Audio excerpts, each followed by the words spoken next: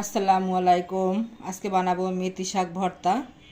মেথি শাক ভর্তাটা কিভাবে বানাবো পুরো ভিডিওটা দেখবেন। এটা আমি শুকনো মরিচ টেলে নিছি, লবণ দিছি, পেঁয়াজ, কাঁচা পেঁয়াজ কুচি করে নিছি। এখন মরিচ পেঁয়াজ একসঙ্গে মিক্স করব।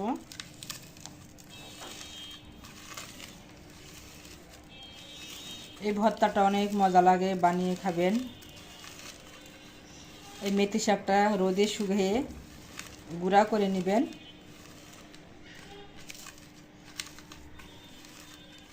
এই ভর্তাটা গরম ভাতের সাথে, খিচুড়ির সঙ্গে, পান্তা ভাতের সঙ্গে খেতে পারেন।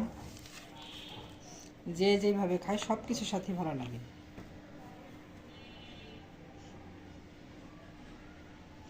এখন দিয়ে দেবো সরিষার তেল।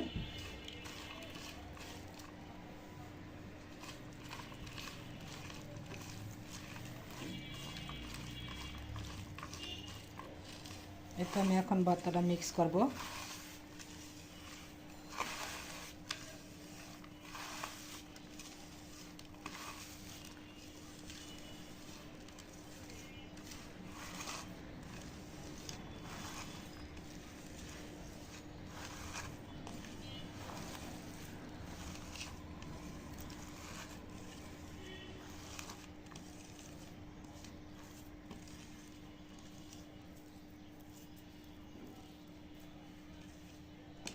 এই তো হয়ে গেল আমার মজাদার মেথি শাক ভর্তা।